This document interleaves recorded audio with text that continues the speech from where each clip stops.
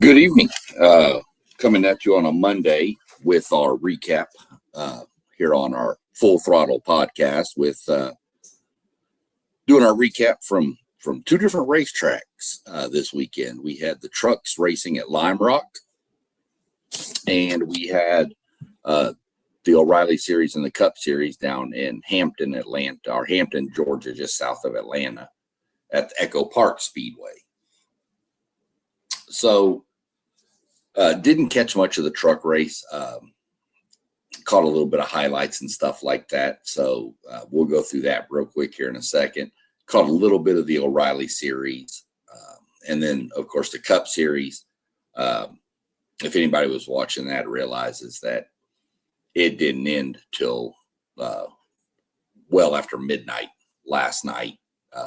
It restarted with, I want to say, 150 laps to go or so. And it was well past my bedtime. Let's just say that. So, but it restarted around midnight. So I think somebody said, I think I saw somewhere that it ended about 2:00 in the morning. So long day for everybody, that the drivers, the crews, the broadcast teams, any fans that stuck around. I'm going to go back and probably watch the end of the race highlights later tonight or tomorrow, just to kind of get an idea on how many people stuck around. But shout out to the people that did. Long day. So other than that, we'll jump into it. We're going to start off with the results from Lime Rock with the Truck Series. And what I'm figuring I'm going to do is I'm going to go the top 5 in the Truck Series. I'll do the top 10 in O'Reilly and the top 20 finishing positions in the Cup. So, and then we'll look at standings afterwards, as we're getting real close to the cutoff for the chase in each series. So your winner was Grant Enfinger. Really had a shot. Landon Lewis had a real good shot to get his first ever win, but was held off by 4.483 seconds. Enfinger held him off. Lots of chaos after stage 2. 4 caution flags in stage 3. The red flag for, I think it was an 18-minute red flag. All that happened in the last 40 laps. So when they saw the pay window, as they like to say, open, and they took it. So your dominant car of the day was Lane Riggs. Led 48 laps and just got mixed up in an incident and didn't do well. Led 48 laps, finished 23rd. So a rough outing for Riggs. Still held on to the Truck Series points lead, which we'll get into in just a second. But your top 5: Grant Enfinger, Landon Lewis, Caden Honeycutt, Parker Klingerman, who is actually a part owner of Lime Rock, and Christian Eckes were your top 5. So I'm running through some other, see if there's any more interesting real facts. Didn't really see anything else that popped up on this one. So, congrats to Grant Enfinger. Sounds like it was a crazy finish to the end of that race too, with the final stage. Jumping over to our Truck Series standings, we got 4 races left till the chase starts. And the top 10 in this series will qualify for the chase for a chance to win the championship. So your points leaders is Lane Riggs, Caden Honeycutt 2nd, Chandler Smith is 3rd, Christian Eckes 4th, Gio Ruggiero is 5th. Great run by Gio Ruggiero so far this season. Ty Majeski 6th, Ben Rhodes 7th, Daniel Hemrick 8th. Grant Enfinger is in 9th, and Tyler Ankrum rounds out the top 10, the last spot. So looking at the cut line, which would be Tyler Ankrum right now, he has 318 points. He's leading Stuart Friesen and Jake Garcia by 17 points, both of them. So not a whole lot. You can make that up in a race weekend pretty quick if everything goes right and people in front of you have problems. And then Brendan Queen would be the third place. He's 21 points back. He's 21 points below the cut line. I mentioned him pretty well. Well, not only is he close to the cut line, but he's the only Ram, this being Ram, Dodge's first year back in the Truck Series. So your breakdown is you got 4 Fords, 4 Chevys, and 2 Toyotas as of right now. So kind of where we sit with the Truck Series. Truck Series next heads to, let me look up their schedule real quick. That's one thing I did forget to look at, was where they were going next. I think they are also in with the Cup Series this weekend. We'll go check that out for sure. As soon as it comes up, there it goes. Yes, they are at North Wilkesboro Speedway this weekend. So they'll be with the Cup Series. I believe the Truck Series is taken this weekend. Or I'm sorry, the O'Reilly Series is taken this weekend off. So we'll get a little bit of dual action this weekend. So that's what we're looking at from the Truck Series and the standings. Jumping over to the O'Reilly. This race was long. The Cup Series race was long due to weather. This race was long due to people not being able to drive, apparently. It's the best thing I pretty much heard said. This was a 4-hour race. Most Cup Series races are 3 hours, and they're longer in distance. So this race was way long. No surprise really on the winner, Justin Allgaier. I mean, he's the dominant car right now. So not only did he win the race, he also has already clinched the regular season championship. He could finish last in every race, and the next car could win every race, and he can't be caught. So that's pretty crazy to me that we've still got 3 races left and he can't be caught. So Justin Allgaier just dominated the whole thing. But didn't dominate the race, so to speak, just dominated the whole series so far. Now we jump over and we're going to look at the top 10 finishing positions here. Allgaier I mentioned first. Carson Kvapil came in second. Parker Retzloff was third. William Sawalich was fourth. Anthony Alfredo fifth. Garrett Smithley sixth. Brandon Jones seventh. Kyle Sieg eighth. Raja Carruth ninth. And Jeremy Clements 10th. Some different names in the top 10. And you'll get that at a track like Atlanta where you have a lot of chaos, wrecks, all kinds of stuff happen. So Allgaier led 15 laps. The lap leader for this series was Sammy Smith, led 34 laps, finished 18th. Pole sitter Sam Mayer, dude cannot catch a break at these tracks. 33rd, 33 laps, finished 31st. Led Sheldon Creed led 27, finished 25th. Just goes to show you that just because you're leading laps doesn't mean you're always going to win. That theory will be debunked when we get to the Cup Series. But, you know, Justin Allgaier, like I said, Kvapil made it close.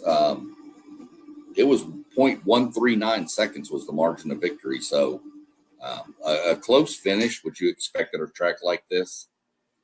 But again, Justin Allgaier he's just in a different zone right now. One name you might notice was missing, a couple names missing from the top 10 that are normally there on the drafting tracks. Austin Hill and Jesse Love. Neither one of them cracked the top 10. So that was a little crazy to me. Austin Hill, normally he dominates Atlanta. The drafting style of Atlanta, he just dominates that track. So, but goes to show you anything can happen in this sport. Looking at our standings, looking pretty good. Like I said, Justin Allgaier has already clinched the points lead. I'm getting harassed in here, y'all. My wife's making dinner, and she's like dancing. She's acting crazy. So, again, Justin Allgaier, he's already locked up the regular season title, so he's in. Jesse Love is second place. To put it in perspective, Jesse Love is second, and he's 240 points behind Justin Allgaier. So, Sheldon Creed's third. Carson Day's fourth. Quapple is fifth. Brandon Jones sixth. Austin Hill seventh. Sammy Smith eighth. Parker Retzlaff ninth. Sam Mayer 10. Brent Cruz 11. And Taylor Gray is 12. So 12 make it in this series. Remember, Brent Cruz is the one who is 4 races less than the rest because he wasn't old enough to race on certain tracks. So he's got 4 less starts than all the other people in this series, and he still would qualify for the chase. So that's age discrimination. That's beyond even comprehensible to me. To miss 4 races and be still that high up. I could get it if he was like 18th or something, but that just tells you the amount of talent that kid has. And he's got a good team around him too, obviously. So your cut line is 539 points. Below the cut line is Raja Karuth, 17 points below. William Sawalich is 21 points below. And Ryan Sieg is, that's Kyle Sieg, I think. There's brothers, and I can't remember which one's where. I think they race in 2 different series, though. Let me look it up again real quick. It is the Cup Series. It's Ryan Sieg. It is right. Kyle's the one. Yeah, Kyle's in the Truck Series. That's right. So Ryan Sieg. He's 66 points behind, so he's got some work to do. He needs to have 3 really, really, really high up, solid stage point gaining finishes to have a shot here.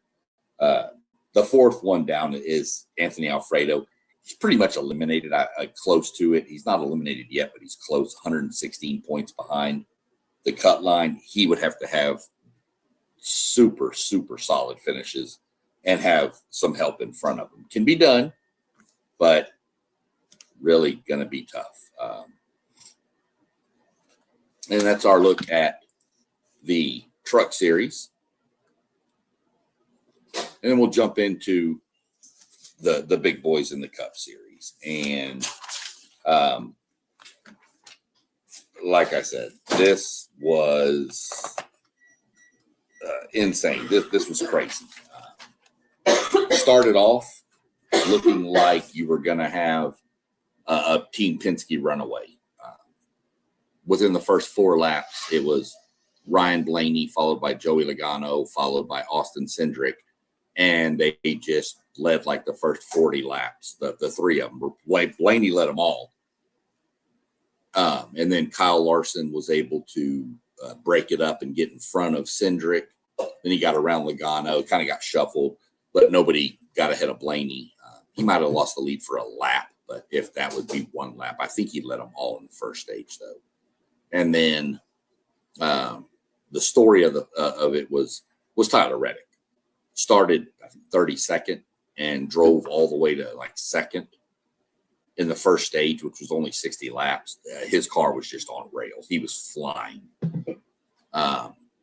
Him and Bubba Wallace, all the Toyotas qualified in the back, and they made their way up really fast. Again, if you've been following NASCAR this year, it's not a shock. Toyota is just the fastest thing on the track right now. And the Fords and Chevys are just trying to figure it out. So Ryan Blaney wound up winning the race after all that. You had, like I said, they had finished 109 laps. 130 would have made it an official race, but they only got to 109 before lightning. Then the rain set in. Of course, then they have to dry the track, which takes an hour and a half, 2 hours to do that once it stops raining. So that was the long weather delay.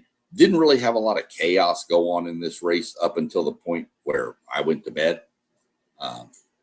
Didn't really have a whole lot of incidents. I know Bubba Wallace spun out at the end of stage 2. There was a couple of wrecks in the stage 3, but it wasn't anything like what we're used to seeing in Atlanta. And I don't know what the difference was now, whether the track is losing grip and so people were having more trouble. But Atlanta is normally a pack race, and it wasn't. There was separation between the cars, which is good. But if you like the pack racing, like the Daytonas, Talladegas, then you didn't really enjoy that. It's not what you were looking for in Atlanta. You were looking for the tight packs, the big wreck, all that good stuff. Didn't happen. And but it still put on great racing. There's no doubt. It was a great race from what I saw, and again, everything I've seen on social media and all the stuff I've seen by people. Biggest complaint was the weather. Why didn't we start the race earlier? Because we knew weather was coming. But we're not going to get into that. That's been the fight with NASCAR forever from all the fans. It is what it is. There's TV partners involved. NASCAR can't just say we're changing the race. They have to go to the TV partners and say, can we move it to this time? And if the TV partner says no, they can't. They're locked into that slot. With enough heads up, most TV partners would normally say yes. I know Fox did it for Daytona. I know there's different circumstances. So we're not even really going to delve too much into that. That's the biggest complaint I saw. But I'm even one that I will say that I'm not a fan of Sunday night racing unless you're off for a holiday on Monday. I prefer Saturday night races if we're going to do night. I love night races, so I want them, but I just prefer them on Saturday night. But again, that's a negotiation deal with the partners and the broadcasters and everybody else involved. So we'll leave it up to people that are way above my pay grade. So running through your top 20, Ryan Blaney wins the race, of course, as I mentioned. Christopher Bell came in second. Hocevar was third. Ty Gibbs was fourth. Eric Jones fifth. Great run. Eric Jones has been on a little bit of a streak here. SVG, Shane Van Gisbergen, coming in sixth was crazy. He's known as the road course guy. I mean, and he's getting better at ovals. He's working on it, and he's getting better, and he's getting a lot better. To where he could be a threat. Maybe not this year for the title, but in the next year or so, if he continues progressing like he is on the ovals, he's going to be somebody you're going to have to watch. Austin Dillon always does well at these style tracks. Was seventh. Tyler Reddick, there he is, eighth. Started 32nd, finished eighth. Joey Logano, ninth. Chris Buescher, 10th. Ross Chastain, 11th. Denny Hamlin, 28th start up to 11th, 12th. Chase Elliott, 13th. Austin Cindric, 14th. Michael McDowell, William Byron, Cole Custer, John Hunter Nemechek, Todd Gilliland, and Ty Dillon rounded out your top 20. Bubba Wallace did come in. He did finish the race second. However, controversy ensued. He was penalized. There's a rule on the super speedway type tracks that the yellow line is out of bounds. Yes, there's out of bounds in racing. And he went below that line and advanced his position. There's some speculation of did he advance his position or did he not? But everything I saw, he was in third place. he went below the line and came out even a nose, half a car ahead of Hocevar, which is advancing your position. It doesn't mean you go below the yellow line and take the spot. It means you go below the yellow line and you get further up the track than where you were. So a lot of controversy. Don't know what's going to come from it. I'll keep my, ears open to see if there's going to be any kind of appeal, but it relegated Bubba Wallace to a 29th place finish. So it's pretty important when we look at the standings. Second place points and 29th place points are pretty drastic. So, so you had, Ryan Blaney, of course, like I said, won. Great win, milestone win for, it's always a milestone for the driver, but this is a great win for Ford Motor Company as a whole. This marks their 750th career Cup Series victory. It's kind of crazy. My wife's favorite driver is Ryan Blaney. He got their 750th win. My favorite driver before he retired was Kevin Harvick, who got their 700th win. So kind of neat little connection there. So we'll jump over and go through some of the laps led. Like I mentioned before, it doesn't always mean you're going to win, except for the Cup Series, apparently. Ryan Blaney, there was 260 laps. He led 171 of them. It's because he's awesome. Won both stages. Scored, max points.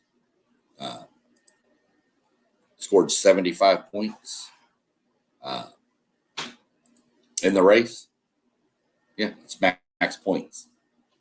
Oh, no, it's not max. It's max points minus the 1 point you get for the fastest lap. He didn't have that. Believe it or not, Cody Ware had that. So Ryan Blaney, got everything he could except for 1 point. He cut the lead down in the standings too. It's getting tight up at the top. There for a while, it was Hamlin and Reddick running away, and it's not so much anymore. So 171 laps, won both stages. Ty Gibbs led 32. Carson Hocevar 25. Christopher Bell led 5 and finished second. Bubba Wallace did leave 11 laps, but he had the penalty and relegated to 29. We talked about our weather delay. The finish, from what I saw, again, I didn't step and watch it, but the finish was another wild Atlanta finish. It was 3 wide coming out of turn 4. Atlanta has done this. I mentioned in the preview for this that in 2024, it was Suarez, Kyle Busch, and Ryan Blaney. 0.008 seconds was the deciding margin between all 3 vehicles. Suarez got the win, Blaney second, Busch third. And then we had 3 wide come thrown off of 4.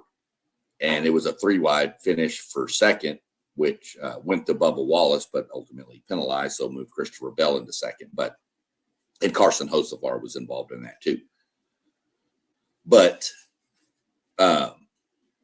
that's just what Atlanta has been known to do. Atlanta, Kansas, those 2 tracks are known for these crazy finishes. But that's what makes it great. I wish it wouldn't have been delayed. I would have loved to watch the end of that race, but Mother Nature said, I guess I need to go to bed. So that's what I did. So your point standings with what's left? How many races are left? 6. Let's check it out. Let's look at our standings.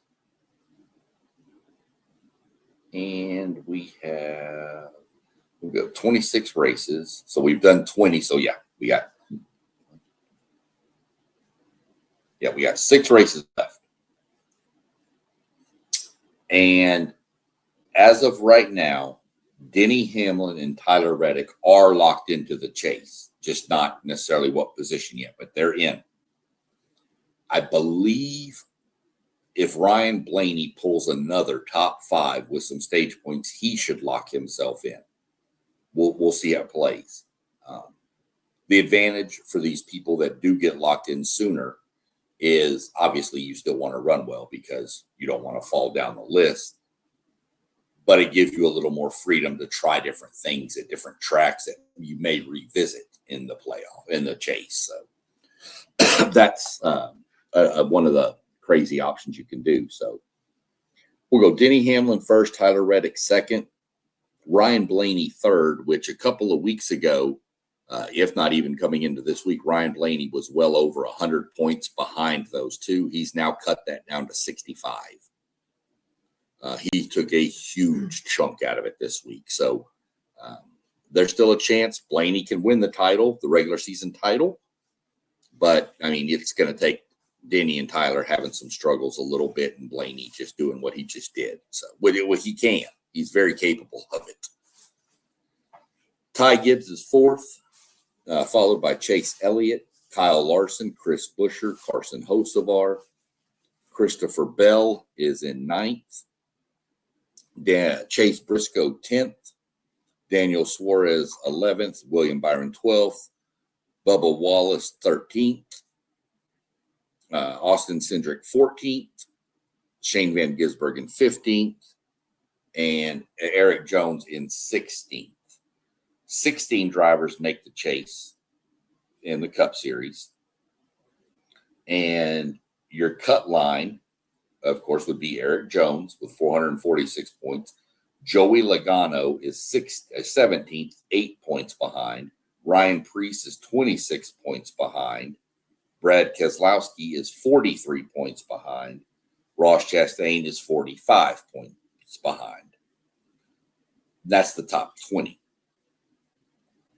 So you're looking at even 21st. Michael McDowell is 47 points behind. There's still a lot of movement that can happen down near the bottom of this. So it's going to be really, really good to watch and see what happens. Right now, your count for your makes who are going to make it, the cars that are going to make it, you have 1, 2, 3, 4, 5, 6, 7 Toyotas. You have 6 Chevys and 3 Fords. You can see Ford's been struggling a little bit more this year. However, mentioning that, there are 3 Fords in that cut line battle with Logano, Preece, and Keselowski all right there. So you could flip this and have 6 Fords and, 4 Chevys or whatever. So there's still a lot to be determined as to what manufacturers are going to get in and make a run for this thing. We have like I said, not a double header, but a dual race weekend coming up this weekend at North Wilkesboro with the Truck Series and the Cup Series. North Wilkesboro is a fun track, little short track, fun track. It's one of the classic tracks from NASCAR. Everybody loves to go there. Everything I've ever heard about it was great. It's, I want to say it's 3/4 of a mile long, 450 laps, which is 281.25 miles. So it's probably 3/4 of a mile long. I'll give some more info into North Wilkesboro and some of the history and stats on that coming up this Friday when we do our preview. The O'Reilly Series is off this weekend, and then all 3 series will be back in Indianapolis next weekend. We'll also we can look at this real quick. Let's look at the bracket challenge because that's still going on. We're in the semifinals now, and your semifinals are going to be Todd Gilliland. No, it's got to be Carson Hocevar. Let me see. I need to get to the different one. That's my bracket. My bracket's destroyed, so we don't want to look at that. Let's go look at the bracket real quick. Where are you at? There it is. Come on. I clicked view bracket. I didn't want to see mine. I know Chase Elliott advanced over Briscoe. They were matched up. I know Blaney, obviously, he won. He advanced over William Byron. And then I believe Christopher Bell knocked out Denny Hamlin. And then it should be Carson Hocevar. So your semifinal matchup should be Hocevar versus Elliott and Christopher Bell versus Ryan Blaney. Pretty interesting, believe it or not, for who's there. So, I mean, I had Elliott and Blaney, Bell knocking out. So, and Hocevar, it's pretty good. So we'll see what happens. How it all plays out. Just something fun to do. I love brackets. So. Other than that, everybody, go enjoy your Monday evening. I know we got the All-Star Home Run Derby tonight for baseball and the All-Star game tomorrow. Go like, subscribe. See all the channels scrolling down below me. Go like and subscribe to all of them. We're actually going to be on tomorrow.